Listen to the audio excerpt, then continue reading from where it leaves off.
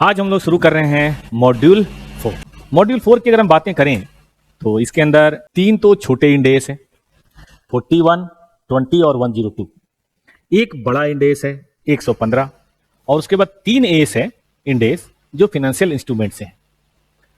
अगर हम बात करें तो फिनेंशियल इंस्ट्रूमेंट वाले एस की जरूरत हर जगह पड़ती है, तो वो बड़ा इंपॉर्टेंट है। रेवेन्यू फ्रॉम कॉन्ट्रैक्ट भी नया है और बड़ा है, तो उसकी भी बहुत ही जरूरत है। बाकी 3 छोटे छोटे हैं। पढ़ने जा रहे हैं 41 एग्रीकल्चर। देखिए, ये पहली बार ऐसा हुआ है कि किसी अकाउंटिंग स्टैंडर्ड ने प्राइमरी सेक्टर को टारगेट किया है। जनरली किसी का ध्यान प्राइमरी सेक्टर पे था ही नहीं। लोग बड़ी बड़ी कंपनियों की फैक्ट्रियों की बात करते थे, लेकिन अब बड़ी बड़ी कंपनियां भी तो प्राइमरी सेक्टर में आ रही हैं, कॉन्ट्रैक्ट फार्मिंग कर रही हैं, बड़े फार्म हाउसेज बन रहे हैं। कोई बता रहा था बिल गेट्स ने अपने पैसे का बहुत हिस्सा जमीन खरीदने में लगा दिया है। वो जमीन ही खरीदता है, बहुत बड़े हिस्से को उसने जमीन खरीदने में इन्वॉल्व कर दिया है। चलिए देखते हैं। तो C1 है, ऑब्जेक्टिव तो एक लाइन में है, अकाउंटिंग फॉर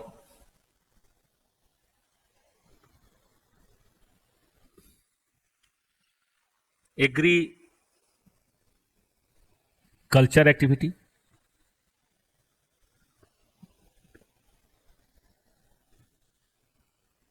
ये इसका मेन काम है। बाकी transformation of biological assets,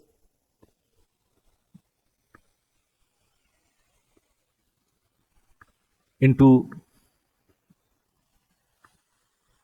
agriculture produce. अब ये बायोलॉजिकल एसेट्स क्या है, एग्रीकल्चर प्रोड्यूस क्या है, एग्रीकल्चर एक्टिविटीज क्या है, इन बातों के बारे में हम लोग बात करेंगे। इनमें यही बातें होंगी कि भाई ये सब चीजें क्या होती हैं, लेकिन इसका जो स्कोप है ये बड़ा इंपॉर्टेंट है। ये कुछ चीजों पे तो अप्लाई होता है और कुछ चीजों पे बिल्कुल भी अप्लाई नहीं होता। किस पे अप्लाई होता है ये पहले उसकी बात कर लें। Apply on biological asset, agriculture produce at point of harvest. ये पॉइंट ऑफ हार्वेस्ट का मतलब है कि हमने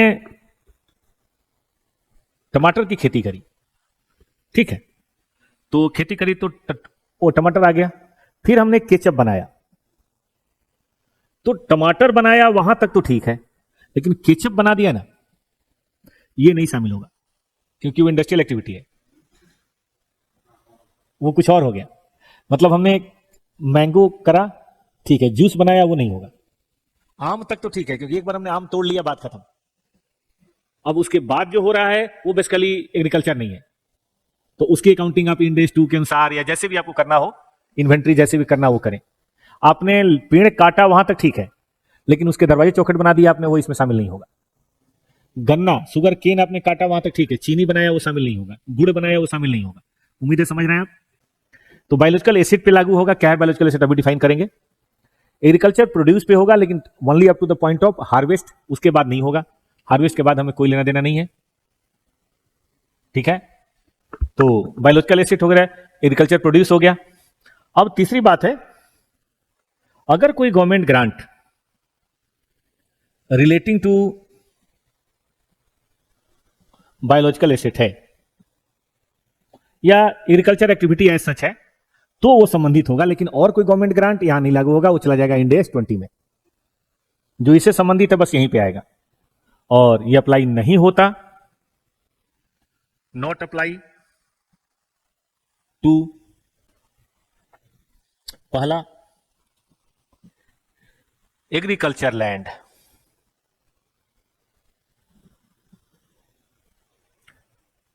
वो जो लैंड आपने रखा है ना, वो यहां नहीं होगा। आपके खेतों के ऊपर लागू नहीं होगा, खेती के ऊपर लागू होगा। खेतों पे तो इंडेस 16 ही लागू होगा, पीपीई, ठीक है। Number 2, bearer plant.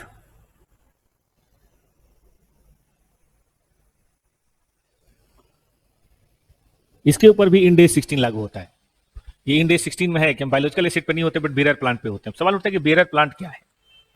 Bearer plant का मतलब होता है एक ऐसा पेड़ जो साल दर साल 12 महीने से ज्यादा साल दर साल आपको फ्रूट दे, फल दे, फ्रूट क्या बोलते हैं वो, फ्लावर दे, मतलब प्रोड्यूस दे। जैसे मैंगो नहीं, मैंगो पे तो लागू होगा लेकिन मैंगो ट्री जो है उस पे नहीं होगा। ठीक है, देखिए गेहूं की फसल पे होगा, मिर्च पे होगा क्योंकि मिर्च जो होता है वो एक साल में खत्म हो जाता है, गेंदे के फूल पे होगा। लेकिन अगर अड़हुल का फूल आप बेचते हैं, अड़हुल का फूल आपने देखा, कनैल का फूल जो देखते हैं आप, उस पे नहीं होगा। मतलब फूल पे होगा लेकिन जो वो पेड़ है उस पे नहीं होगा क्योंकि पेड़ मोर देन 12 मंथ होता है कि नहीं। तो बेरर प्लांट के ऊपर लागू नहीं होगा। मैंगो का पेड़ हो गया, लीची का हो गया, अमरूद का हो गया, उस पर लागू नहीं होगा क्योंकि उस पर है ना इंड 16 के अनुसार वो होता है। वो है तो बायोलॉजिकल एसिड, लेकिन बायोलॉजिकल एसिड का मतलब लिविंग प्लांट और एनिमल। लेकिन इसके बावजूद भी इस पे इसलिए नहीं हो रहा क्योंकि इसकी जो अकाउंटिंग है वो अलग तरीके से करनी पड़ती है। जो बायोलॉजिकल एसेट यहां पे माना जा रहा होगा छोटी चीजें हैं जो जल्दी से खत्म हो जाती हैं। तो इसीलिए इंड एज 16 में एक्सेप्शन है कि हम बायोलॉजिकल पे नहीं होते लेकिन बेरर प्लांट पे होते हैं। 41 में बोल दिया कि हम बायोलॉजिकल पे होते हैं लेकिन हम बेरर प्लांट पे नहीं होते। और इसको डिफाइन किया गया 16 में कि मोर देन 12 मंथ जो प्रोड्यूस दे उसको बोलते हैं। Government grant relating to bearer plant, बाकी गवर्नमेंट ग्रांट पे भी नहीं होगा लेकिन बेरर प्लांट वाले पे भी नहीं होगा, केवल खेती के लिए जो मिल रहा है उस पे होगा। इंटेंजिबल एसेट,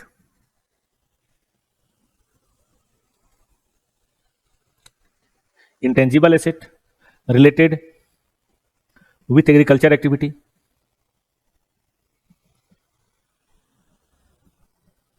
क्या हो सकता है इसमें? तो भाई एग्रीकल्चर एक्टिविटी से संबंधित क्या चीजें हो सकती हैं? जैसे कोई लाइसेंस लिया आपने,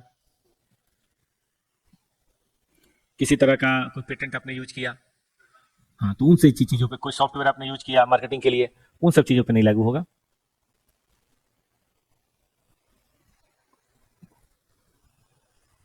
राइट ऑफ यूज एसेट,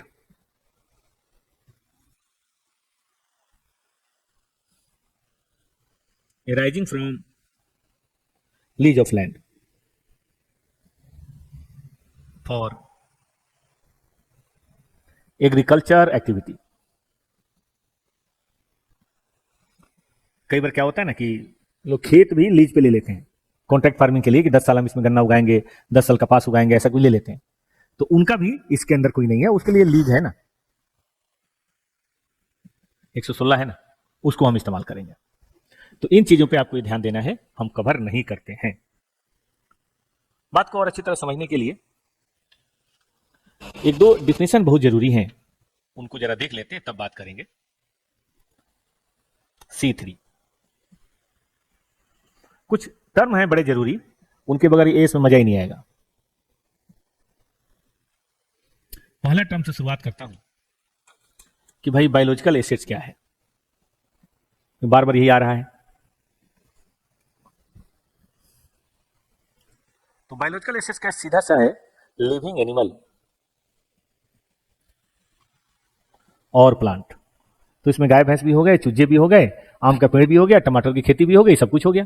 टमाटर का पौधा भी तो लिविंग ही है, लेकिन लकड़ी काट के रखी हुई है तब नहीं होगा। शीशम का पेड़ काट के रखा है फिर नहीं होगा, जब तक वो पेड़ है तब तक बायोलॉजिकल एसेट है। नंबर 2, मन में बात है कि भाई बेरर प्लांट क्या है जिसको छोड़ दिया गया। तो बेरर प्लांट का मतलब है कोई भी living plant that is used to produce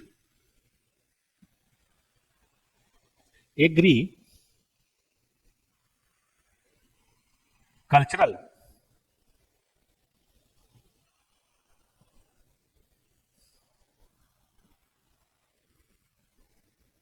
produce plus expected to bear produce for more than one period। और तीसरा मोर देन वन पीरियड बहुत जरूरी है, इसलिए मैंने कहा टमाटर का पौधा पे लागू को बेरर प्लांट नहीं बोलेंगे, प्रोड्यूस तो वो भी करता है, फल तो उसमें भी आता है, लेकिन वो 12 महीने के अंदर सूख जाता है। लेकिन आम, लीची, अमरूद, कटहल लंबा समय चलता रहता है। Has a remote likelihood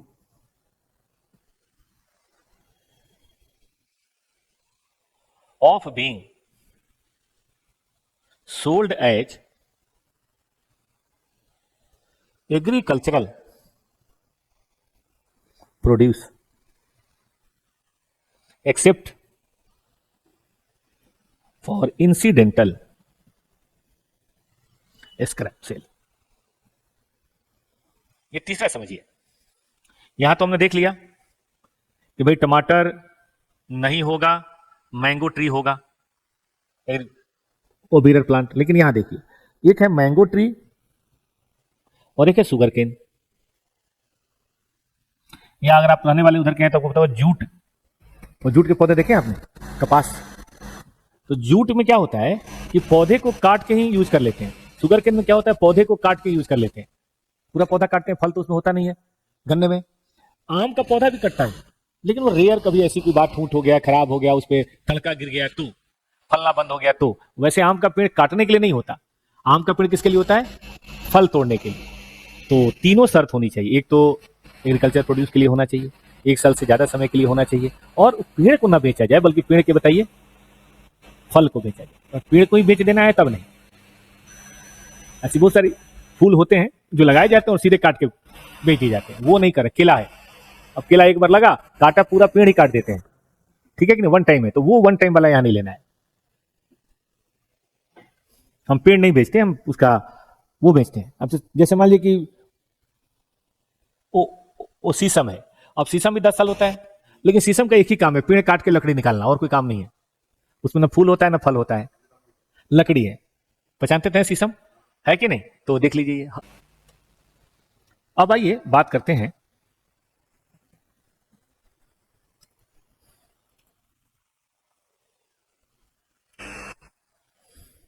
number 3। बार बार हमने बात कर ली, agricultural produce.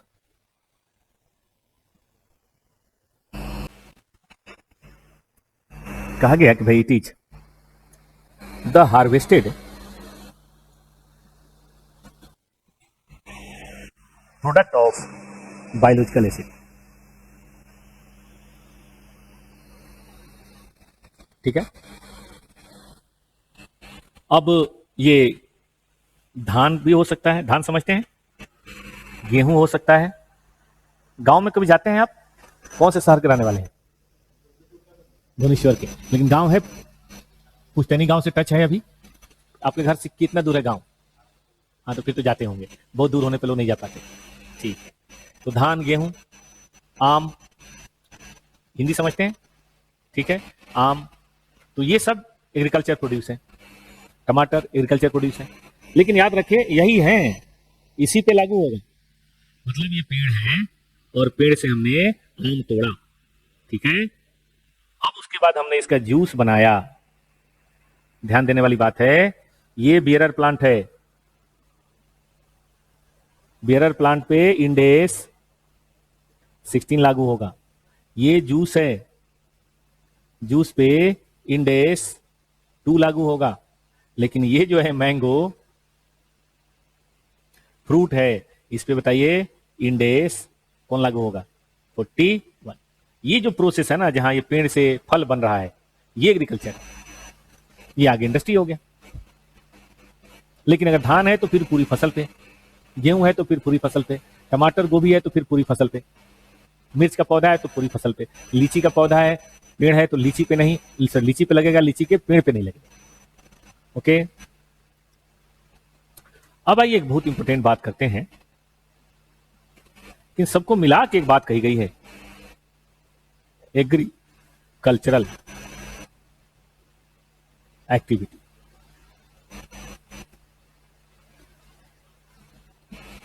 Agriculture activity,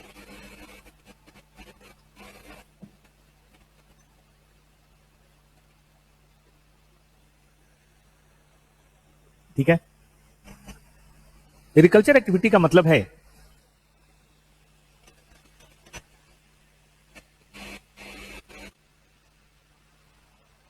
management by entity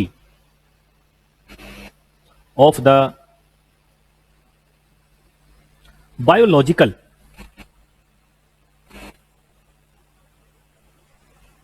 transformation. ये भी नया वर्ड है, पढ़ेंगे हम लोग। बायोलॉजिकल ट्रांसफॉर्मेशन क्या होता है बात करेंगे। And harvest of biological asset for sale और for conversion into agricultural produce or into additional asset या biological asset।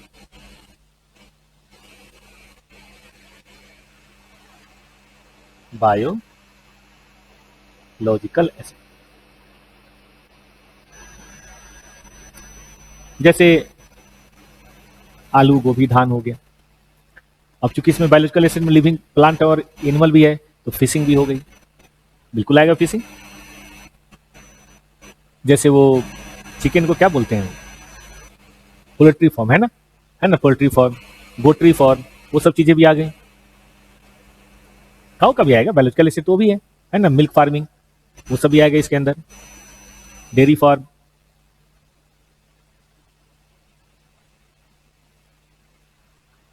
Poultry farming, agriculture में खेती है कि नहीं, मैंगो या बोलते हैं पोटैटो, धान, पैडी, मतलब कोई भी चीजें, ये सारी चीजें इसके अंदर शामिल होंगी। इसमें कहने की बात थोड़े ना। तो देखिएगा दो बातें हैं, बायोलॉजिकल ट्रांसफॉर्मेशन और हार्वेस्टिंग ऑफ बायोलॉजिकल एसेट, ठीक है ना। ये दो काम हम करते हैं। तो अगर हम फीचर्स की बात करें भाई क्या क्या बातें इसमें हैं, तो कहा गया कि भाई देखो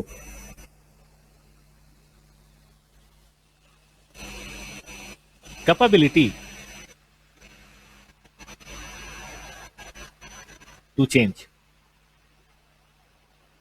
मतलब कैपेसिटी टू चेंज होना चाहिए। देखते हैं फिश इतना छोटा सा लाया जाता है, हमारे यहाँ जीरा बोलते हैं फिश के बच्चे को, और वो बाद में 1.5 किलो 2 किलो का हो जाता है। पोल्ट्री फार्म एकदम चूजे को लाते हैं, एकदम छोटे चूजे को लाते हैं, वो 1.5 किलो 1 किलो का बना देते हैं उसको। तो कैपेबल टू चेंज होना चाहिए और मैनेजमेंट होना चाहिए ऑफ चेंज।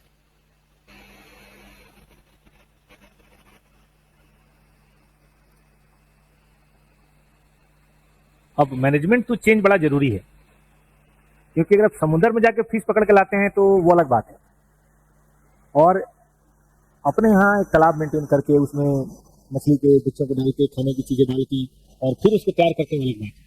तो समुद्र में जाकर फिशिंग करते हैं उस पर 41 लागू नहीं हो, वो हमारा एग्रीकल्चर एक्टिविटी नहीं हो, तो कोई और ही है। लेकिन छोटे बच्चे को बड़ा करके बेचते हैं वो आपका एग्रीकल्चर एक्टिविटी, ठीक है। और तीसरा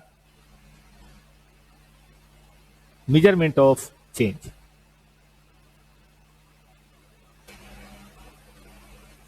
मतलब चेंज इन क्वालिटी हो या चेंज इन क्वांटिटी हो, कोई भी चीज हो तो उसका हम मेजरमेंट कर सकते हैं, ये हमारा रूटीन फंक्शन है।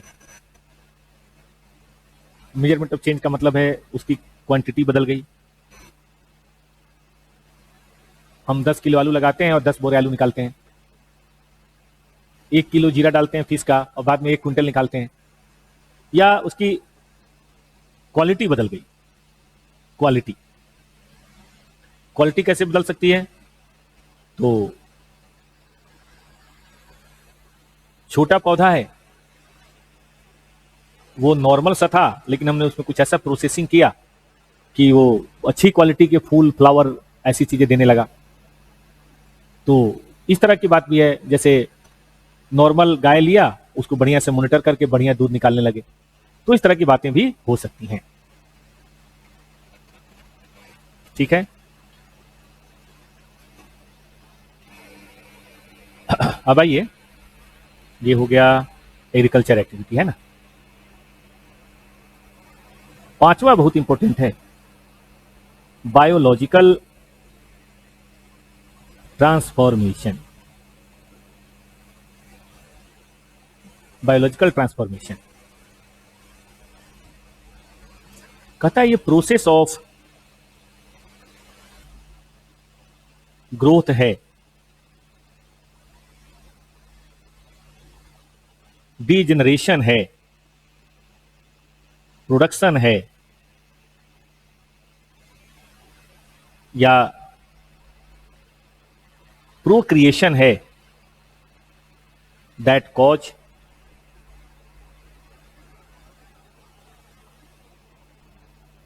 क्वालिटेटिव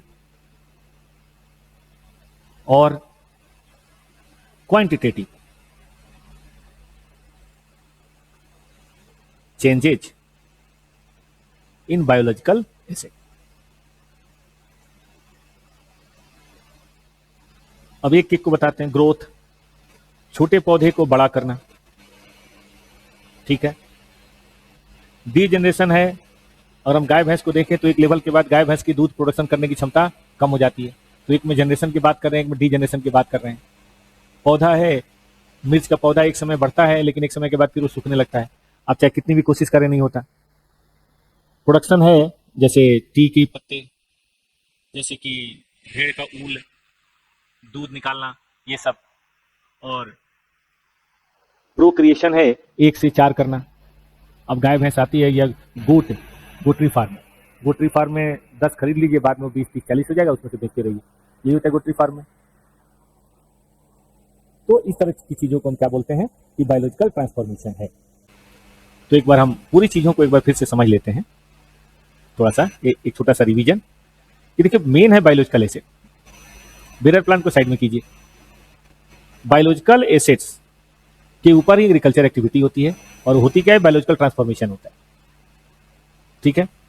बायोलॉजिकल ट्रांसफॉर्मेशन करके हम उसको हार्वेस्ट कर लेते हैं, चाहे हम उसको यूज करें, चाहे सेल करें, चाहे कोई और रॉ मटेरियल बनाए, हमें उससे कोई लेना देना नहीं, ठीक है। और बायोलॉजिकल ट्रांसफॉर्मेशन का मतलब है जनरेशन, डीजनरेशन, प्रोडक्ट, है ना, प्रोक्रिएशन, या इस तरह कोई भी चीज है, कोई दिक्कत नहीं। अब एक छोटा सा एग्जाम्पल मैं आपको देना चाहता हूं। देखिए, पहला एग्जाम्पल,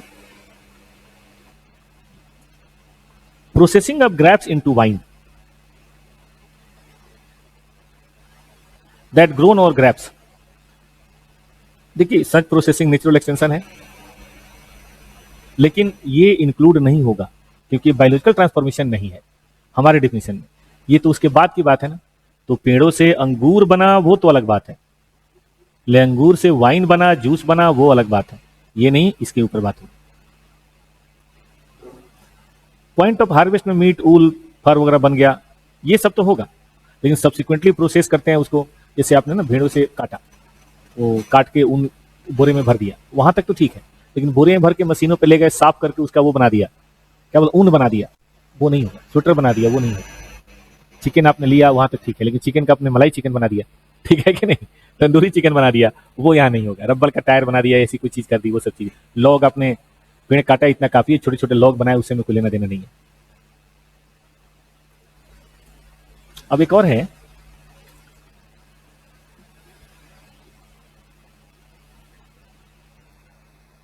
देखिए, बात को समझाने के लिए एक बड़ा चार्ट इन्होंने बनाया है, मैं चाहता हूं कि आप उसको देखें कि बायोलॉजिकल एसिड्स क्या है, चीजों को पहचाने हम लोग। एग्रीकल्चर प्रोड्यूस क्या है, और प्रोडक्ट कौन सा बनेगा आफ्टर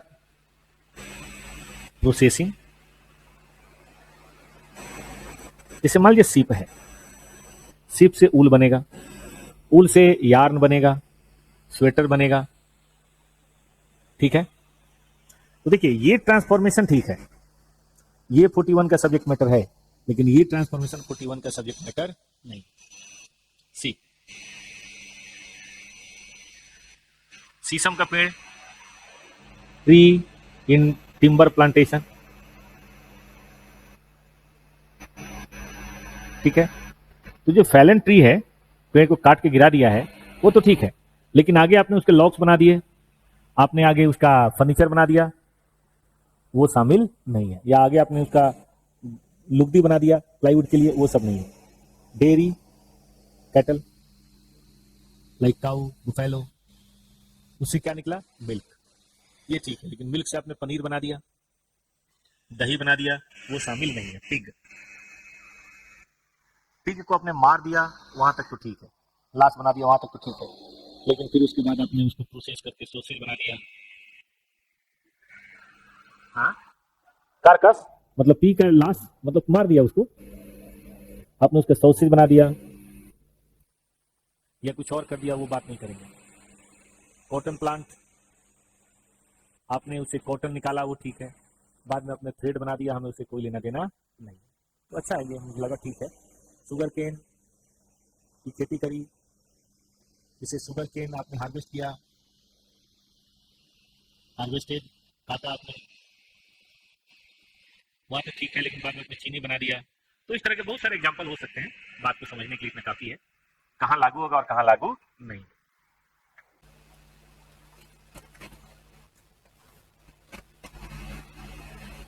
चला जाए आगे। अब मेन एज शुरू होता है। यहाँ तक तो बैकग्राउंड बन रहा था कि भाई एग्रीकल्चर प्रोड्यूस क्या है, बायोलॉजिकल एसिड क्या है, किस पे एस लागू होगा, किस पे एस लागू नहीं होगा। तो अब मेन एस का सब्जेक्ट मैटर आ रहा है, पॉइंट नंबर 4। कहीं भी किसी भी अगर एसिड के आप पढ़ें इंडेस, चाहे इन्वेंट्री का पढ़ें, चाहे फिक्स्ड एसिड का पीपी का पढ़ें, चाहे इंटेंजिबल का पढ़ें, उसमें दो तीन बातें मेन होती हैं।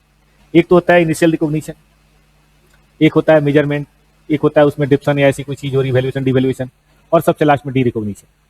तो ये इंडेस 41 इससे अलग नहीं, यहां भी बिल्कुल वही सारी चीजें हैं। आइए शुरू करते हैं। C4 ये कह रहा है कि भाई इनिशियल रिकॉग्निशन कब करें,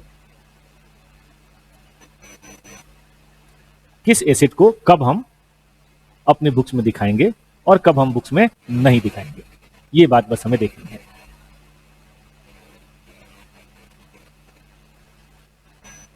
ठीक बात है, आइए शुरू करते हैं। कुछ कंडीशन होंगी। कहता है कि वेन एंड ओनली वेन, मतलब इनिशियल रिकॉग्निशन सिर्फ और सिर्फ तभी करेंगे कंडीशंस आर मेट। भाई कौन कौन सी कंडीशन? तो entity control the asset as a result of past event. अब वो चाहे लीगल ऑनरशिप हो या कॉन्ट्रेक्चुअल हो, इससे फर्क नहीं पड़ता, लेकिन आप बायोलॉजिकल एसेट्स को कंट्रोल कर रहे हैं, ये इंपॉर्टेंट है कि वो गाय भैंस आपकी है, उसके बर्थ पे, उसके होने वाले प्रॉफिट पे आपका कंट्रोल, मतलब उसका रिस्क और रिटर्न आपका है। ठीक है। Probable that future economic benefit will flow, मतलब गाय आपने पाला है तो दूध भी आप ही का होना चाहिए, ठीक है कि नहीं। और तीसरा फेयर वैल्यू, फेयर वैल्यू अभी हमने पढ़ा था, पूरा एक ए सी पढ़ डाला था फेयर वैल्यू पे, वो तो पढ़ा था आपने। Cost of asset can be measured reliably. सही पूछिए तो जैसा फिक्स एसेट का होता है वैसे ही इसका भी है। वहां भी बोला गया था कि भाई फ्यूचर इकोनॉमिक बेनिफिट हो, कॉस्ट कैन बी मेजर्ड। इसमें एक्स्ट्रा यह है कि हमें एसेट को कंट्रोल भी करना चाहिए, और दूसरा कि फेयर वैल्यू भी हो तो भी चलेगा, मतलब कॉस्ट नहीं भी पता हो। जनरली सब में इनिशियल रिकॉग्निशन कॉस्ट पे होता है, लेकिन यहाँ ऐसा नहीं है, यहाँ फेयर वैल्यू भी चले। हमने फेयर वैल्यू पढ़ते समय पढ़ा था कि कभी कभी इनिशियल रिकॉग्निशन के समय भी फेयर वैल्यू की जरूरत होती है, ये वही केस है। आइए अब आगे चलते हैं। कॉन्सेप्ट नंबर, वो छोटा है ऐसे, ये जल्दी खत्म हो जाएगा, थोड़ा ध्यान दे तो आज ही खत्म हो जाएगा। 3-4 तो चीजें हैं इसमें, ज्यादा है ही नहीं। Number 5, subsequent measurement. Subsequent measurement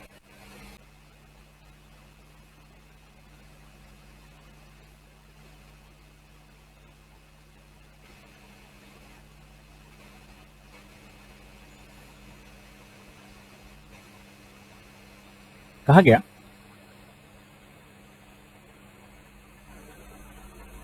biological assets initial measurement and at end of each reporting period।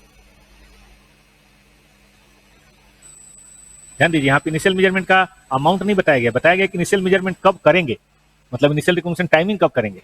यहां बताया गया at end of each reporting period at fair value less cost to sell except where fair value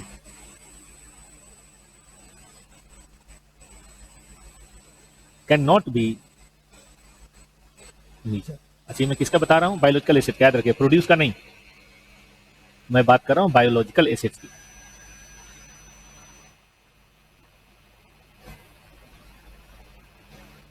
ठीक है, कि initial measurement और उसके बाद में हमेशा एक ही प्राइस पे होगा जिसका नाम है fair value, unless it can not be calculated. मतलब हम ये प्रिज्यूम करके चलते हैं कि फेयर वैल्यू हमें पता हो ही जाएगा, लेकिन अगर अब ऐसा हुआ कि नहीं हो रहा तो then it is valued at cost less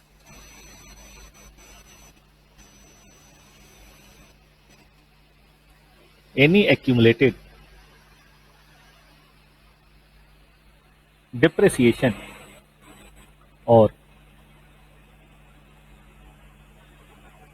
impairment loss as per Ind AS 2, 16 और 36।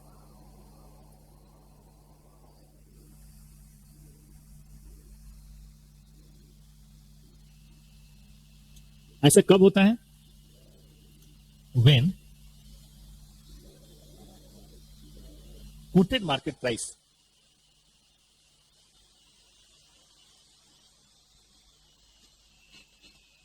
are not available।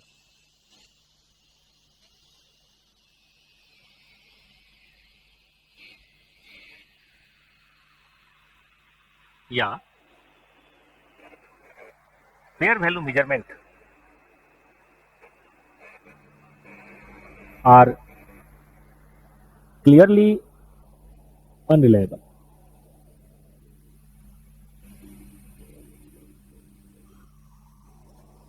लेकिन ये भी लिखा गया है कि when fair value is available, subsequently when fair value becomes reliably measurable, measure at fair value।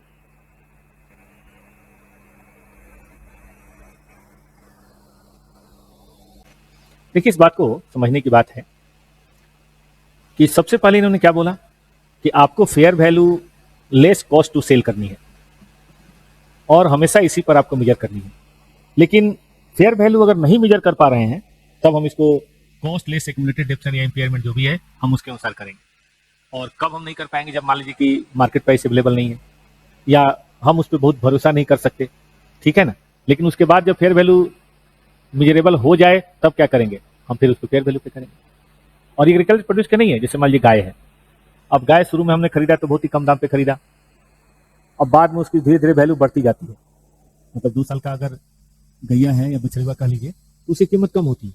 जैसे उससे गाय बनती जाती है, बच्चे देने लगती है, दूध लेने की वैल्यू बढ़ती है, फिर थोड़े समय स्थिर रहता है और एक समय के बाद बताइए फिर गिरने लगता है, बाद में बेचारी मर जाती है, चाहे उसको लोग बेच देते हैं। ठीक बात है कि नहीं? तो इस तरीके का काम चलता रहता है। तो अब ऐसे में कॉस्ट क्या सही रिप्रेजेंटेशन देगा?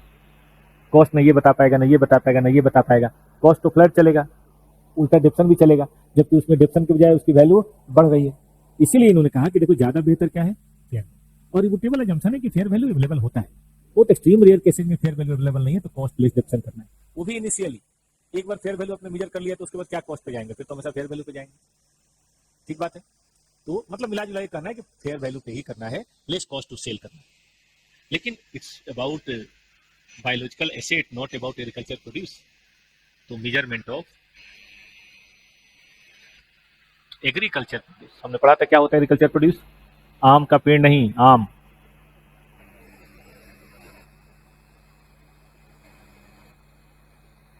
एग्रीकल्चर प्रोड्यूस बोला गया कि measure at fair value, less cost to sell, और भी जानते हैं कब? At point of harvest.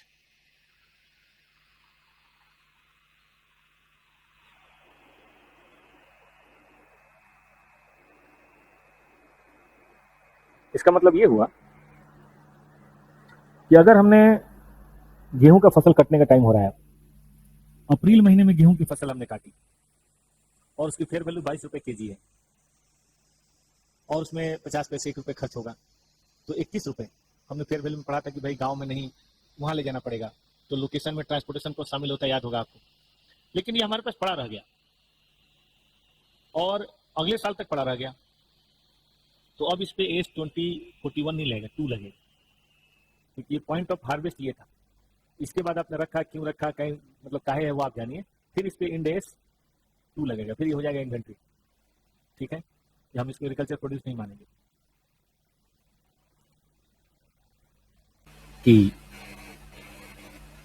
Cost some time approx approximate fair value, मतलब हम कॉस्ट को भी फेयर वैल्यू मान सकते हैं when little biological transformation has taken place since initial cost incurred. जैसे मान लीजिए हमने मैरीगोल्ड का पौधा लगाया है, ये खेत है, सीडिंग करी है, अभी छोटे छोटे प्लांट हुए हैं, अब उनमें फूल वूल कुछ नहीं आया है, अब हमें इसकी कॉस्टिंग करनी है क्योंकि मैरीगोल्ड तो बेचने के लिए होता है। तो हमने इसमें 5,000 रुपये लगाया है और अभी 15-20 दिन हुआ है, कोई फूल वूल नहीं कुछ आया, तो क्या कॉस्ट माने, इसकी फेयर वैल्यू क्या माने? यही मान लेंगे फेयर वैल्यू है, क्योंकि अभी कुछ हुआ तो है नहीं। अब मान लीजिए कि हमने फीस अभी छोड़ा है, तब तक बैलेंस शीट डेट आ गया, तो उसमें क्या ही करेंगे, कॉस्ट भी फेयर वैल्यू मान लेंगे, बढ़ा थोड़े ना है। हाँ, बढ़ बढ़ के आधे किलो का हो गया हो तो बात अलग है, लेकिन नहीं बढ़ा ही नहीं है। हाँ, जो पॉइंट कॉस्ट मानेंगे वही मान लेंगे फेयर वैल्यू है। इम्पैक्ट ऑफ बायोलॉजिकल ट्रांसफॉर्मेशन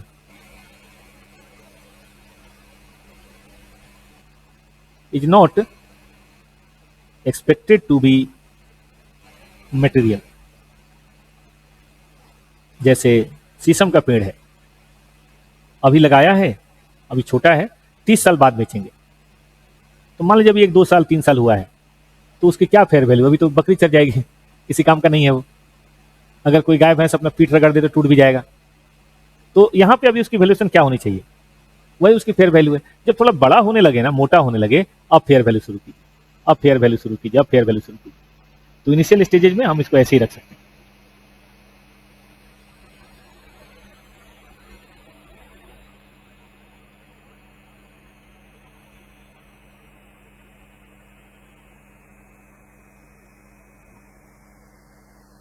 ठीक है, अब इसी पे एक दो क्वेश्चन करते हैं फिर हम आगे बढ़ेंगे। चलिए स्टार्ट। आप ना स्टडी मटेरियल में देख लीजिएगा, कल आपको मिल जाएगा। ABC grow wine, harvest grapes and produce wine, कौन सी एक्टिविटी यहाँ पे है? ये 41 है, ये नहीं। इस बात है, इसमें बायोलॉजिकल ट्रांसफॉर्मेशन हो रहा है या तो कोई और चीज है इंडस्ट्रियल। हमारे पास ये डेयरी हर्ट्स है, गाय भैंस है, 3 इयर्स ओल्ड कैटल है, क्योंकि फेयर वैल्यू ये है, number of cattle in herds is 250। The fair value of 3 years cattle was this much, the fair value of 4 years cattle is this much.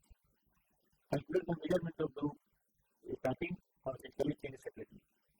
देखिए इसको थोड़ा सा आपको एक डायग्राम बना के देखना पड़ेगा, तब इसको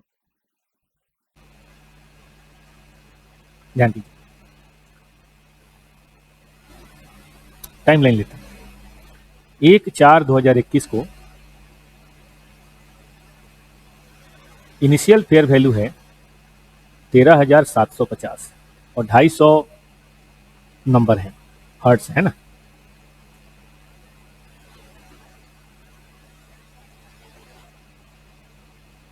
अब 31 मार्च 2022 को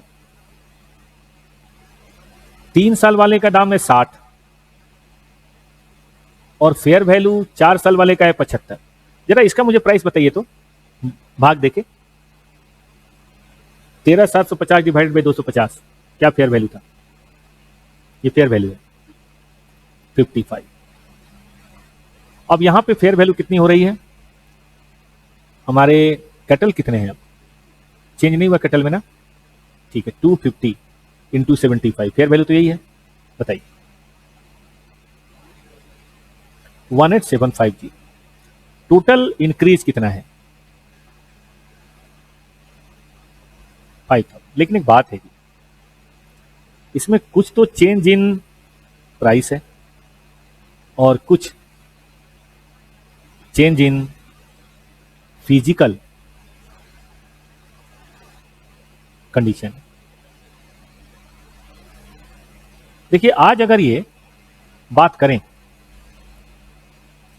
तो 60 रुपए का आज भी 3 साल वाला मिल रहा है, पहले कितने का था? 55 का था। तो अगर नहीं भी एज बढ़ी होती तो भी 5 रुपए तो बढ़ ही गया था ना, बताइए कितना? तो 1250 तो चेंज इन प्राइस है, लेकिन 3 साल से 4 साल का हो गया, इसके लिए भी तो कुछ चेंज हुआ है। 60 से 75 हो गया है, 75 है ना, बताइए हाउ मच? 3000। हालांकि ये दोनों ही रिकॉग्नाइज किए जाएंगे, लेकिन हम डिवीजन करके देख रहे हैं। और जेनेटिटी की बात अगर आप करेंगे तो बायोलॉजिकल एसेट बढ़ा है कि घटा है? डेबिट। और गेन है चेंज इन वैल्यू जो है वो पीएल में जाएगा 5। लिखना चाहेंगे इसको? ओसीआई में नहीं जाना है, पीएल में जाना है ये, हालांकि अभी अनरिलाइज है बट फिर भी पीएल में जाएगा। चलिए एक और क्वेश्चन देखिए,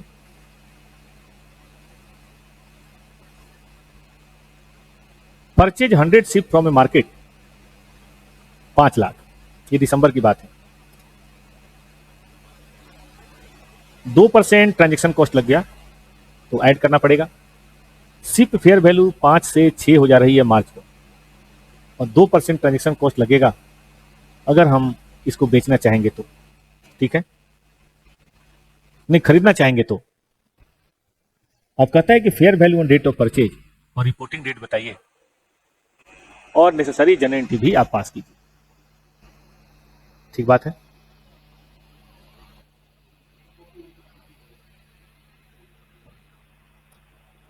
देखिए अगर मेरे से पूछेंगे आप तो आपका जो कॉस्ट है ना, कॉस्ट है 5 लाख और 2% आपने मार्केट प्राइस पे किया, वो इसमें शामिल है कि अलग है?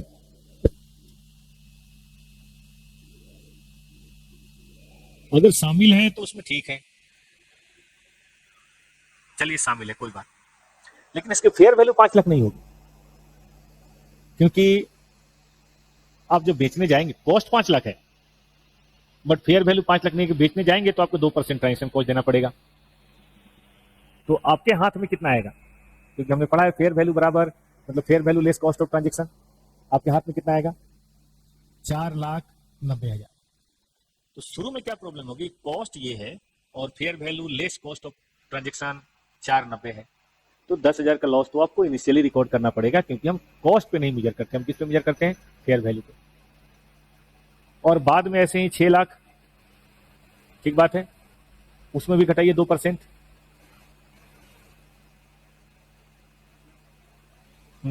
आइए देखते हैं, पहले मुझे बताने दीजिए फिर आप लिखेंगे। 3 1 दिसंबर 31/3 ये बैलेंस शीट डेट है, ये परचेज डेट है, कॉस्ट है 4 या 5, यही मार्केट प्राइस भी है, लेस मतलब हम फेयर वैल्यू भी मानेंगे, लेस क्या है वो, कॉस्ट ऑफ ट्रांजेक्शन 10,000 चला गया, तो fair value less cost of transaction 490 हुआ। यहाँ पे मार्केट प्राइस यानी कि कोटेड प्राइस 6 लाख है, 2% यहाँ भी जाएगा तो 90, ठीक है। तो देखिए ये इनिशियल 10 का लॉस हमें पीएल में लेना पड़ेगा खर्चा जरा गया ना। और ये बताइए कितना गेन हो रहा है, 588, ये कितना हो रहा है, चेंज करिए, गेन कितना, तो ये आपको लिखना पड़ेगा, आप नोट कीजिए, क्योंकि फेयर वैल्यू मार्केट प्राइस से निकलता है, इसकी काउंटिंग हम कर लेते हैं। फेयर वैल्यू तो 490 है, कॉस्ट तो 5 है, लेकिन कॉस्ट तब लेना है जब फेयर वैल्यू अवेलेबल ना हो। तो 1/12 को जब हम इनिशियल रिकॉग्निशन करेंगे तो हमारी एंट्री होगी biological asset account BR at fair value less cost to sell, और 2 ये कितना है fair value less cost to sell, नहीं 490, और हमारा बैंक कितना जा रहा है 5 लाख, 5 लाख ना, नहीं नहीं शुरू में बताइए ना 5 लाख, तो स्टेटमेंट ऑफ पीएल में जाएगा 10, ये लॉस और इनिशियल रिकॉग्निशन भी कर सकते हैं 10, ये इनिशियल। अब 31/3 को एट ईयर एंड, हाँ गेन जो है वो पीएल में जाएगा, to gain change in value,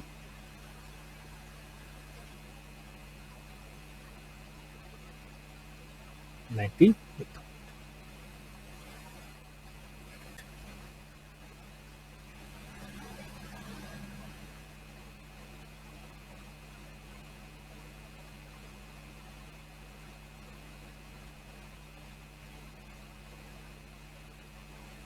कौन सा कॉन्सेप्ट था ये, देखिए तो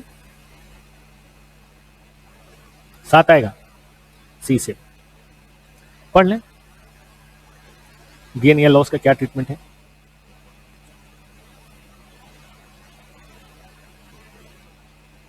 अब ये दो बातों पे है, एक तो है biological asset,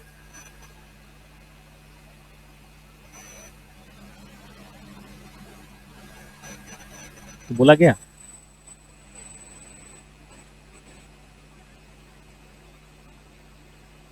at initial recognition, जैसे अभी पिछले क्वेश्चन में हमने किया था,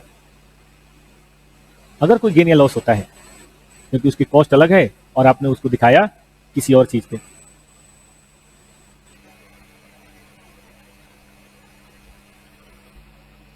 तो उसको हम दिखाएंगे profit and loss, PL, PL statement of, और अगर सब्सिक्वेंट होता है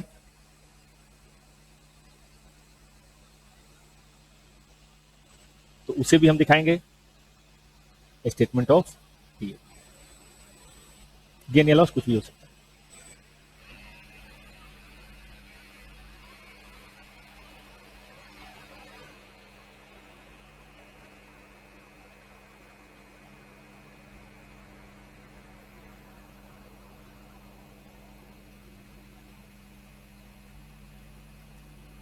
अब देखिए इसके बारे में एक बड़ा अच्छा एग्जाम्पल है जो एग्रीकल्चर से संबंधित है। मान लीजिए हमारे पास एक काऊ है और उसने एक बच्चे को जन्म दिया, बछड़े को, और हम उसे 5,000 में बेच सकते हैं, तो फिर वो 5,000 हमारा प्रॉफिट है। ये इंक्रीमेंट है ना, गाय तो है ही हमारे पास, एक बछड़ा भी हो गया तो बढ़ गया ना हमारा, तो ये 5,000 का गेन हम आराम से रिकॉग्नाइज कर सकते हैं। Number 2, agriculture produce.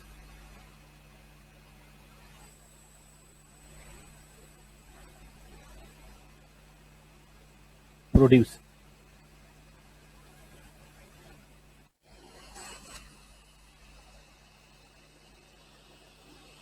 अगर हम एग्रीकल्चर प्रोड्यूस की बात करें तो यहां भी वही है, गेन या लॉस ऑन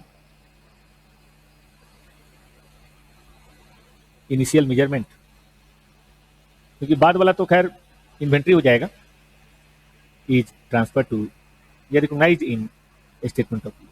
वो कब हो सकता है कि मान लीजिए हमने इनिशियली कॉस्ट पे दिखाया इसको एग्रीकल्चर प्रोड्यूस, क्योंकि बहुत ज़्यादा चेंज हुआ नहीं था और बाद में उसकी वैल्यू थोड़ा बढ़ गई चाहे घट गई, तो उसको प्रॉफिट या लॉस में हम करेंगे। ठीक है, 8 करना है। Government grant,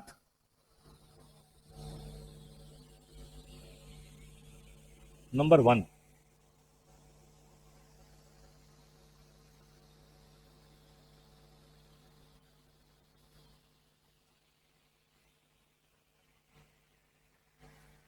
relating to biological asset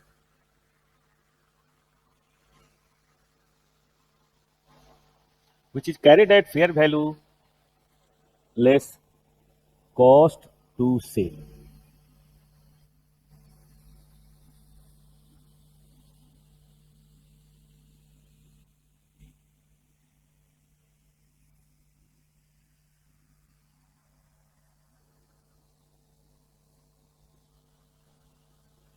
less cost to sell. ठीक है, अब कहा गया कि 2 तरह की बातें हैं। अगर अनकंडीशनल ग्रांट है,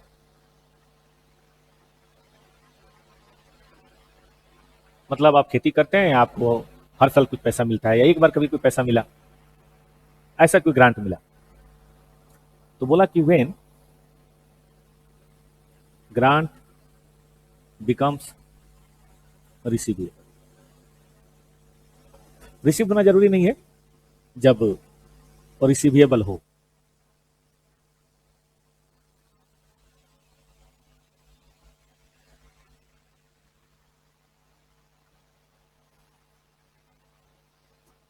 और अगर कंडीशनल है कि कोई शर्त है कि भाई 5 साल खेती करोगे, 10 साल खेती करोगे या 5,000 पौधे लगाओगे तब मिलेगा, तो सीधा बोला गया कि व्हेन ग्रांट नहीं, व्हेन कंडीशन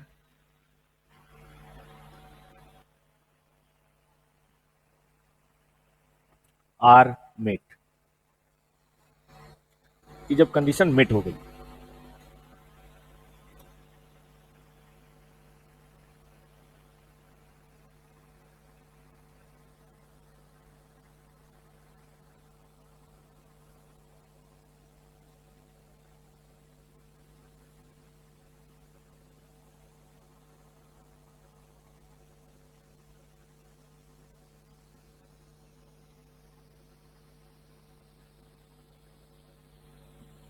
मतलब आपको बोला गया कि 5 साल खेती करेंगे, नहीं तो ग्रांट वापस करना पड़ेगा।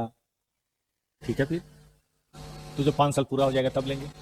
लेकिन बोला गया कि 5 साल खेती करेंगे तो 10 लाख मिल गया आपको, लेकिन 5 साल खेती करनी है, और अगर आपने कम खेती करी तो उसके हिसाब से वापस ले लेंगे। तो ऐसे में हर साल 2-2 लाख करेंगे। एक साल किया, 2 लाख के हकदार हुए, दूसरे साल किया फिर हकदार हुए, तीसरे साल किया फिर हकदार हुए। लेकिन बोला कि नहीं, 5 साल नहीं किया तो वापस पूरा करना पड़ेगा। तब बताइए कब रिकॉग्नाइज करेंगे? जब 5 साल पूरा हो जाएगा तब।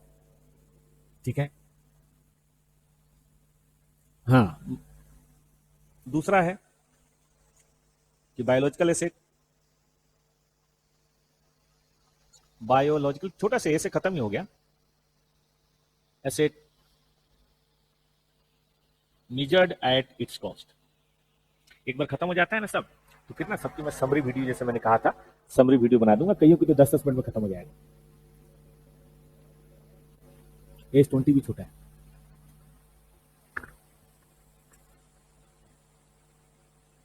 इसी का भाई है गवर्नमेंट ग्रांट। अगर हम देखें 2 भी छोटा था, 105 भी था, 108 भी था, 23 भी था, 40 भी था, 41 भी है, 24 भी है, और अभी जिसकी बात मैं कर रहा हूँ 20 भी है ना। 103 तो बहुत बड़ा है। 103 है बिजनेस कम्बिनेशन, वो तो पूरा चैप्टर है। हाँ 115 है ना डिस्पोजेबल, वो है ना। 115 बहुत बड़ा है। तो 3 3 6 2 8 मुझे नजर आ रहा है, जिसमें आप बड़े आराम से अगर रिवीजन कर रहे हैं, सुबह लंच ब्रेकफास्ट करके बैठे और शाम तक एक दिन में 8 हो जाएगा। हाँ 10 महा छोटा था, 10 34 पढ़ा हुआ है, तो 7 भी कौन सा बड़ा क्या ही कर लेगा, 8 भी, ये 113 भी, तो 8 5 13 एस, नहीं वो थोड़ा है, कमीना है थोड़ा। 21 भी टेक्निकल है। एस 1 तो बड़ा है। एस 1 देखा नहीं आपने, लड़चा के लड़चा है कुछ नहीं, है कुछ नहीं, उसमें भरा हुआ है बहुत सारी चीज, फीलिंग है, वो गुब्बारा है, ठीक है ना। 34 में कुछ ऐसे होने चाहिए जो एक दिन में निकले, और फिर कुछ ऐसे होने चाहिए जो 3-3 घंटे के स्लॉट पे हो जाए। मतलब मिला जुला के 4 दिन 5 दिन के अंदर पूरा रिवीजन का इसको बनाना है, छोटा करके, तब 2-3 बार रिवीजन होगा और तब हमें पूरी तरह से याद रहेगा, ठीक है ना। चलिए अच्छी बात है, ये चीजें पढ़ते चलेंगे ना, चीजें और सिंपल आपकी होती जाएंगी। आइए biological asset measured at its cost।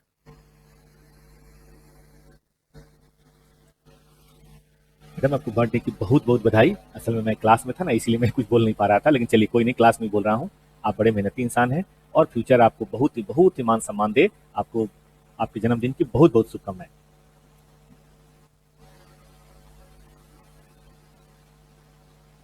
ठीक है, आगे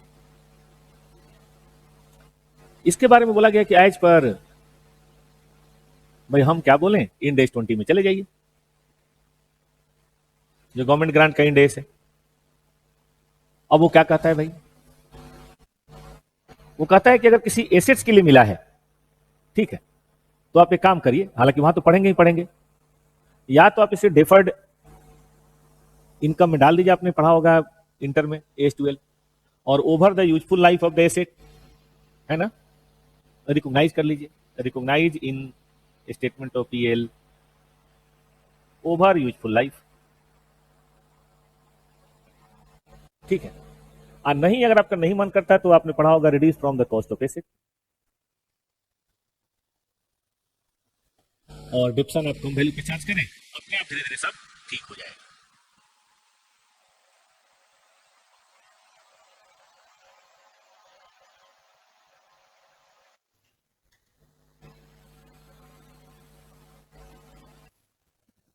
ठीक है ना दोस्त, और भी कुछ है क्या। अब डिस्क्लोजर की चीजें हैं, तो एक काम करते हैं, एक क्वेश्चन है उसको देख लेते हैं। ये देखिए नंबर 5, इसको बनाया जाएगा कॉपी पे। Moon limited prepare financial statement, company ये ट्रांजेक्शन करती है, जमीन खरीदती है। तो देखिए जमीन का खरीदना तो बायोलॉजिकल एसेट नहीं है, ये तो कॉस्ट मॉडल पे वैल्यू होगा, और सब्सिक्वेंट मेजरमेंट चाहे तो रिवोल्यूशन कर सकते हैं। इस पे कौन सा एस लगेगा, 16, है ना, इस पे इंड एस 16 की कहानियां चलेंगी।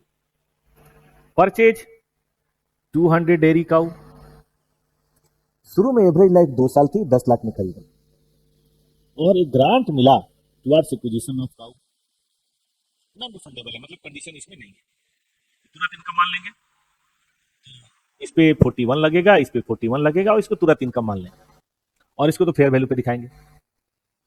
31 मार्च कंपनी हैज इनकर्ड, यानी कि साल के लास्ट में, उस साल में 6 lakh to maintain the condition of animal, food दिया, प्रोटीन दिया, प्रोटेक्शन किया, सब ध्यान देना पड़ेगा ना भाई।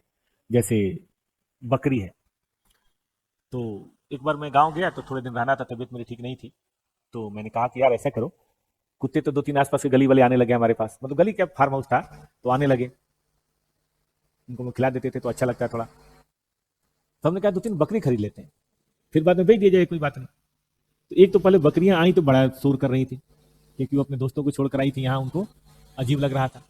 फिर भी 2-3-4 दिन में उनकी आपस में दोस्ती हो गई, फिर वो चढ़ने लगे, उनको बड़ा कंपाउंड मिला तो अच्छा उनको महसूस हो रहा था।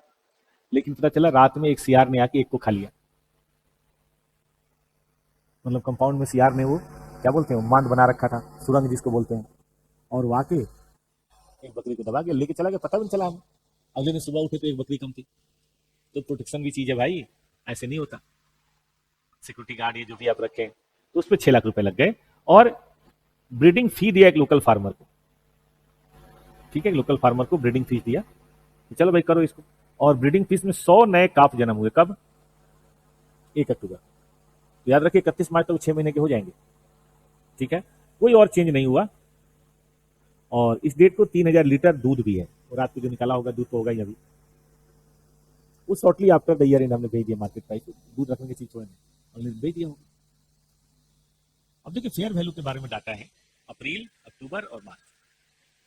देखिए लैंड धीरे धीरे बढ़ रहा है, तो अगर कॉस्ट मॉडल पे वैल्यू करेंगे तो शुरू भी 50 रहेगा, लास्ट भी 50 रहेगा, लैंड पे डिप्शन नहीं होता ना। लेकिन रिवोल्यूशन मॉडल पे जाएंगे तो 50 से 70 बैलेंस शीट क्रेडिट भी करेंगे हम, तो 20 लाख का रिवोल्यूशन रिजर्व क्रिएट हो जाएगा। ये बात सही है। न्यूली बॉर्न काफ, देखो यहाँ तो कोई काम नहीं है, यहाँ तो कोई काम नहीं है, यहाँ पे हमारे काम का है। बट हमारा काफ तो न्यूली बॉर्न नहीं, हमारा काफ तो हो गया कितने दिनों का? 6 महीने का। क्यों 6 महीने का हो गया है?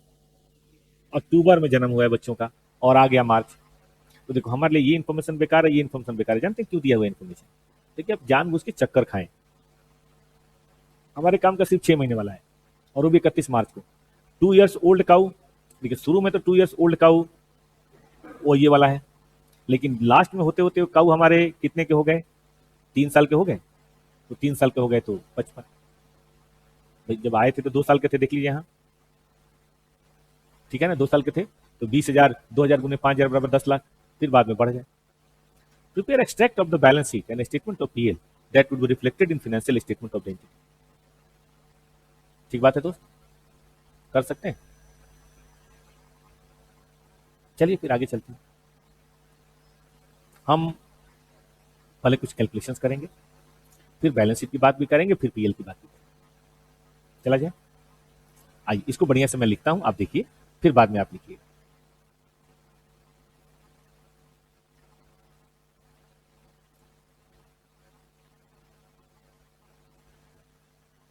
क्वेश्चन नंबर है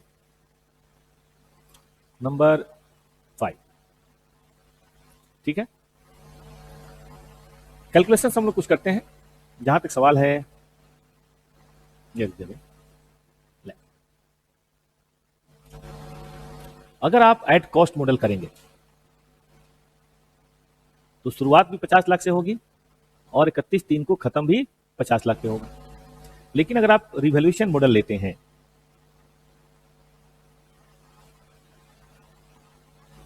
तो कॉस्ट 50 है, 50 से बढ़ के वो वहां चला गया, तो इसका कैरिंग अमाउंट जो होगा वो होगा 70 लाख, और एक रिवॉल्यूशन रिजर्व क्रिएट होगा, या रिवॉल्यूशन सरप्लस भी कई लोग बोलते हैं इसको, वो हो जाएगा 20 लाख। क्या ये बात सही है? तो दो चीजें तो उन्होंने कर ली, और इसके लिए जो एस हमने अप्लाई किया ना, वो कौन सा किया? AS 16। इतना लिख लीजिए, एक एक करके करेंगे ना तो हो जाएगा काम।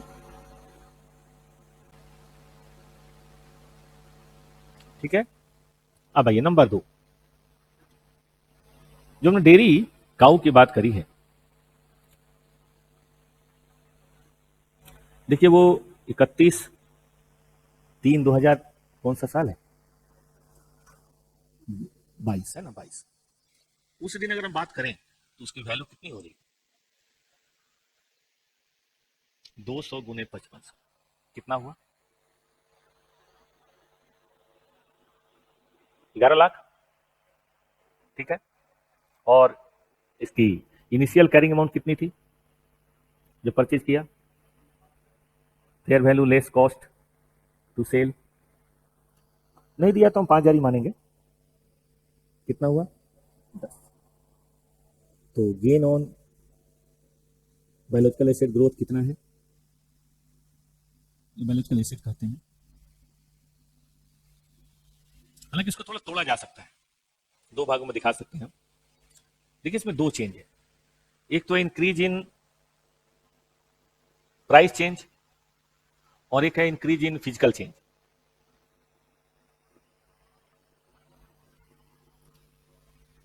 आप कहेंगे कैसे, तो मैं आपको दिखाता हूं। देखिए यहां पे अगर उनकी उम्र में परिवर्तन नहीं होता तो भी तो ये 5,000 से लेके 5200 तो हो ही रहे हैं। इसका मतलब वो 2 साल के 2 साल के भी रहते तो भी अब 5200 के तो है ही, मार्केट में दाम बढ़ गया है। तो 5,000 से 5200 हुए वो तो इंक्रीज इन प्राइस है, लेकिन 5200 की बजाय वो 3 साल के हो गए, क्वालिटी में चेंज हो गई। अब वो गैया 2 साल वाली गैया नहीं है, वो है 3 साल वाली गैया, तो वो 5500 की हो गई। तो 200 जो चेंज है वो प्राइस का चेंज है, मानते हैं, और 300 का जो चेंज है वो ग्रोथ है, वो फिजिकल चेंज है ना। तो चाहे तो इस तरह से इसको दिखा सकते हैं, 200 गुने, चलिए बताइए बेटा, और 200 गुने ये,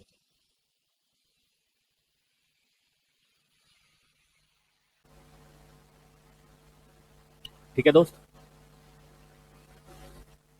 अब इसके बाद हम बढ़ते हैं आगे, काफ की बात कर लेते हैं।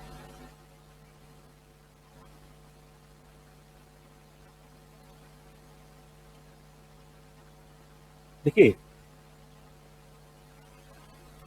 बायोलॉजिकल एसेट है तो कैरिंग अमाउंट एट इंड क्या होगा, fair value of 6 month old calf. कितने हैं वो नन्हे मुन्ने बच्चे, तो बताइए कितने हो गए, ठीक है। और ये पूरी की पूरी तरह गेन है, तो ये गेन है in statement of PL, balance sheet में तो आएगा ही, प्लस पीएल में भी जाएगा, ये भी बैलेंस शीट में तो आएगा ही, पीएल में भी जाएगा, है ना। बैलेंस शीट में तो ये आ जाएगा, ये पीएल में चला जाएगा। अब क्या बच गया, गवर्नमेंट ग्रांट। गवर्नमेंट ग्रांट किस चीज के लिए मिला है, कोई रिक्वायरमेंट है उसकी, नहीं है ना। देख लेते हैं, पढ़ लेते हैं। मुझे लगता है डेयरी बिजनेस के लिए मिला है ना, एक्विजिशन ऑफ काऊ के लिए मिला है, तो इसमें काऊ से घटाने की जरूरत नहीं है, वो तो 16 में था ना, 20 में। यहाँ तो है कि भाई इनकम मान लो, अगर कोई कंडीशन नहीं है तो क्या मान लो उसको, तुरंत इनकम, नो रिफंडेबल और रिलेटिंग टू काऊ। और काऊ क्या है,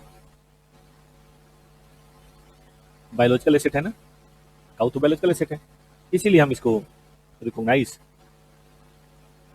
as income in statement of. आजकल डेबिट क्रेडिट मत लिखिए, क्योंकि पीएल में डेबिट क्रेडिट है ही नहीं, इनकम या एक्सपेंस बोलिएगा, और लैंग्वेज का परिवर्तन करना है। रुपीज कितना है, 1 मिलियन, तो 10 लाख का सकते हैं। और पांचवा मिल्क, मिल्क में क्या है, तो एग्रीकल्चर प्रोड्यूस है, फेयर वैल्यू पे वैल्यू होगा, एग्री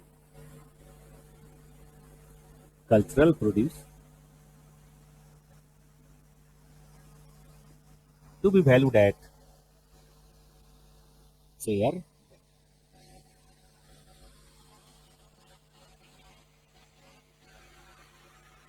तो अब हम लोग इसमें पीएल में क्या क्या दिखाएंगे और बैलेंस शीट में क्या क्या दिखाएंगे, ये बातें तय कर लें। चलिए, अच्छा लिखना है, to value at fair value, fair value कितनी है इसकी,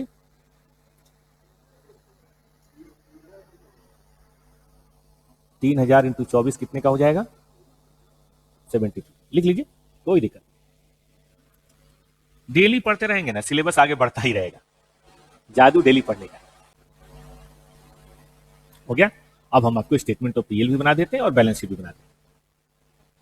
चलिए छठा, स्टेटमेंट ऑफ पीएल पूरा तो नहीं बन पाएगा क्योंकि हमारे पास सारी इंफॉर्मेशन अवेलेबल नहीं है, तो रिलेवेंट एक्सट्रैक्ट ही बना लेंगे।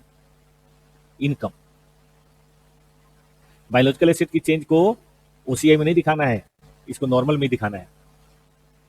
Change in fair value of dairy cow, बताइए कितना, 1 लाख।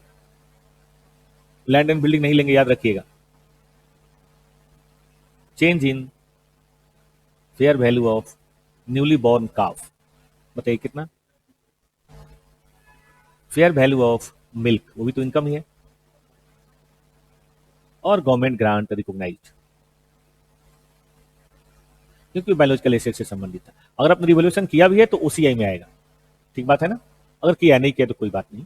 एक्सपेंसेस, मेंटेनेंस कॉस्ट कितनी है भाई? 6 लाख। अच्छा एक बार इसको जोड़ दीजिए दोस्त। हाँ वो भी करेंगे ना, पहले इसको जोड़िए ना, इसको जोड़िए, वो भी करेंगे।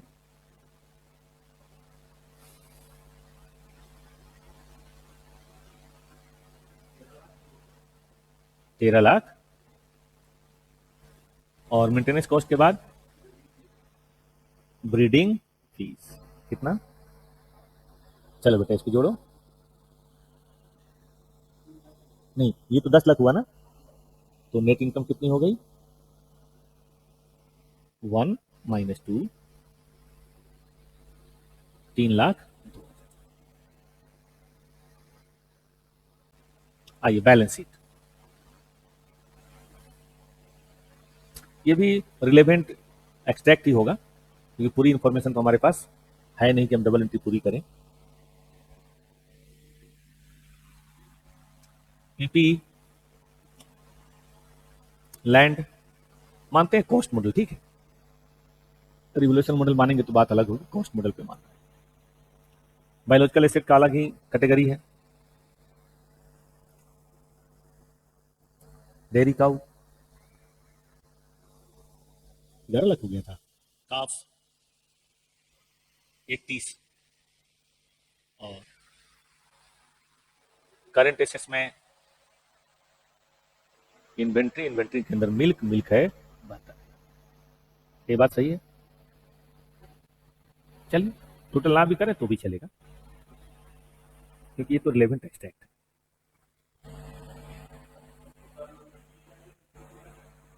62 लाख, 62। और ये बताएं, हाँ छोड़िए ना, टोटल नहीं भी करे तो क्या ही है, ये कौन सा बैलेंस शीट बन रहा है।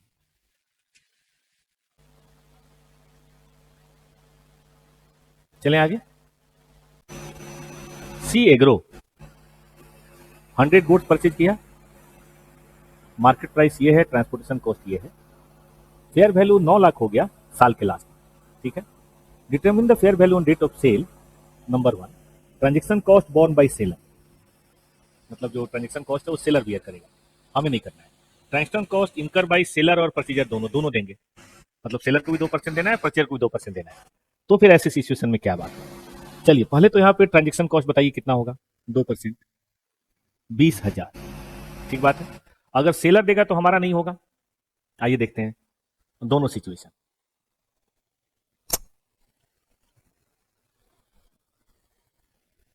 क्वेश्चन नंबर 4, पहली बात 111 ना,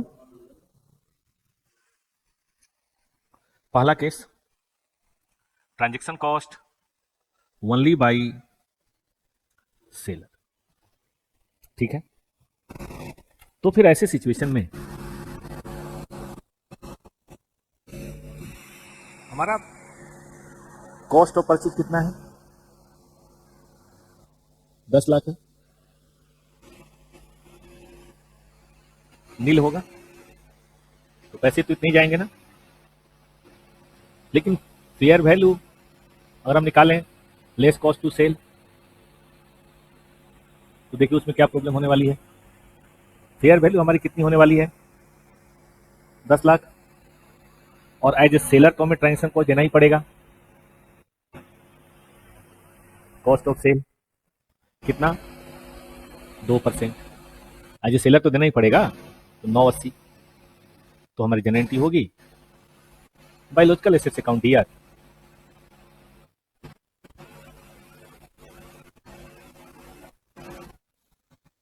980 टू बैंक 10 लाख, और to loss on initial recognition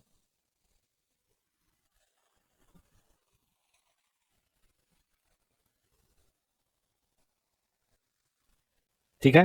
दूसरा केस, transaction cost by seller and purchaser. फिर से लिखिए, अब हमें 20,000 देने पड़ेंगे, तो हमारी कॉस्ट हो जाएगी 10-20 और नेट प्राइस 180। लिखिए, इसको लिखिए वरना भूल जाएंगे आप। पॉइंट नंबर बी कर लीजिए।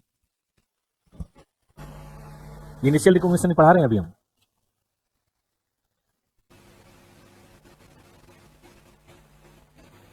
हो गया। अब लॉस हो जाएगा कितना, 40,000, क्योंकि ये 2-20 हो गया, 10-20 हो गया। अब बात करते हैं पॉइंट नंबर 2, 31/3/2002 की, 22 की।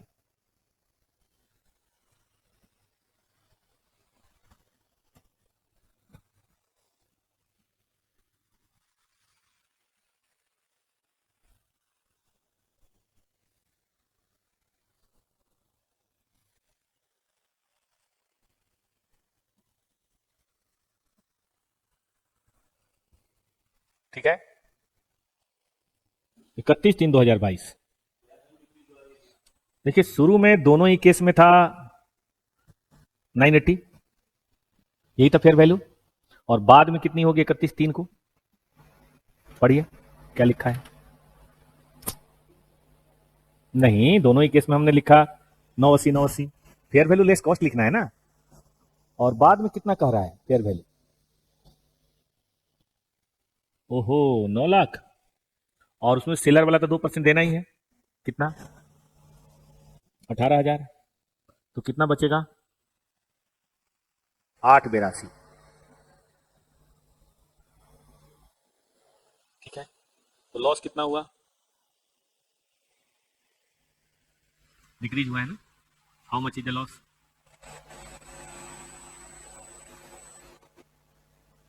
कितना, अरे क्या बात करते हो, इसे यहां से यहां आए, 98 लाख थोड़ा, 980 है।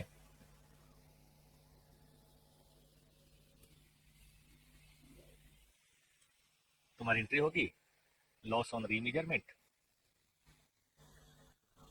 To biological acid.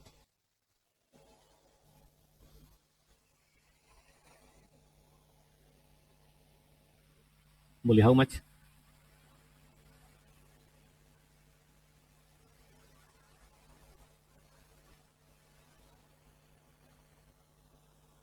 बताइए कितना, वही 98। ठीक है, चलिए क्वेश्चन नंबर ये लिखना है, लिख लिए। ABC is a business of manufacturing an apple beverage. अच्छा, ब्रिवरेज बनाते हैं, याद रखिएगा, जूस बनाते हैं हम। Large quantity of apple to manufacture such beverage in order to satisfy the apple. 3 साल का हमने लीज लिया from owner of apple orchard, बगीचे वालों से लिया। लीज कॉन्ट्रैक्ट दो तरह का है, कॉन्ट्रैक्ट 1 है जहां पे owner of the orchard raise the apple tree to produce, और हम फिक्स्ड एनुअल पेमेंट करेंगे, वो is required to cultivate as per satisfaction, and हम तोड़ लेंगे फॉर फुलफिलमेंट ऑफ एप्पल। बहुत अच्छा। दूसरा, दूसरा कहता है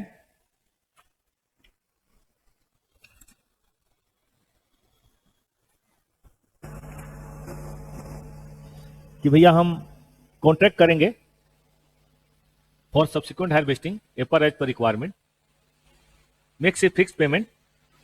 क्या फर्क है,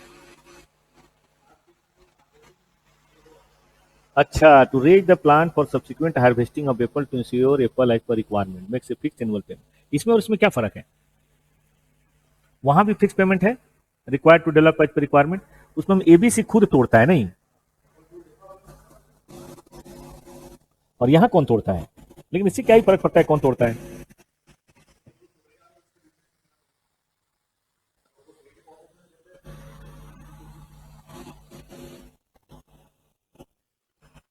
यहां पढ़ते हैं obtain the orchard to raise the apple tree harvesting to ensure, एक मिनट एक मिनट, फर्क समझिए।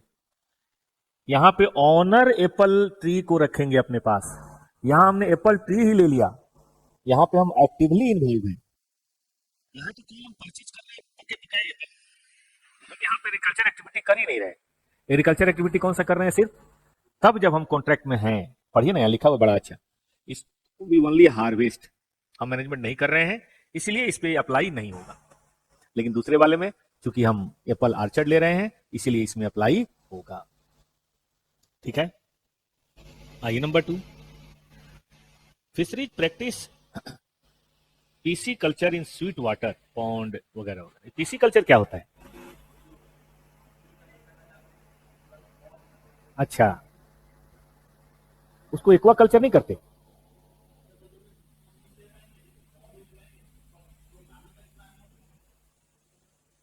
कौन? अच्छा, एक्वा कल्चर में सब आ जाए, कछुआ वछुआ सब आ गए? अच्छा, सब रहेगा। ठीक है।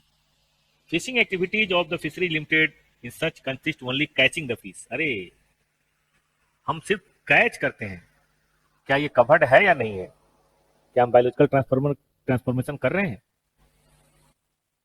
देखिए, आप मैनेज नहीं कर रहे हैं, जो हो जाता है जाके पकड़ के ले आते हैं। ये तो समुद्र जैसे हो गया। मतलब हम उसमें वो जीरा डालते, उसको खाना खिलाते, उसको ग्रोथ को मॉनिटर करते, फिर कैच करते, तब तो एग्रीकल्चर है। लेकिन ठेका है कि भाई जाके हम उठा के ले आ सकते हैं, फिर नहीं है ना। ये आउटसाइड ऑफ द इसको, because you are not managing. Management बहुत जरूरी है ना, मैनेजमेंट ऑफ चेंज। आइए, Chinnaswamy brother engaged in growing and maintaining coconut and palm and selling output। 2 lakh coconut palm हमने कोस्टल एरिया में किया है। Fair value of coconut palm is driving based on the average leasable value 30 रुपए पर नट, और etch palm grow 80 नट per annum. हाँ वही ना, 80 इंटू 30 यही हुआ। Each coconut palm can generate revenue 80 years and current 20 साल की लाइफ है। The management think that risk factor in business valuation should be considered 5 times of the annual revenue. मतलब ये इसकी फेयर वैल्यू है। अगस्त में एक होटल आया, team visited the corporate, want to supply tender coconut to hotels at a agreed price throughout the year। Agreement 1 सितंबर से आया जिसमें ये कहा गया कि सेल रिजर्व दिस मच, मतलब 2 लाख में से 15,000 palm, and will concessional rate 15 रुपए पर नट सप्लाइड। ये will turn supply the tender coconut to each hotel at the same price. The contract price applicable respective of the ownership of palm tree. ठीक है, not specific. All tender coconut of this palm were used by respective of agreement effective from this, with effect from this. कैसे 2 लाख की valuation करेंगे ending this one? अब थोड़ा question को समझना पड़ेगा, ठीक है ना।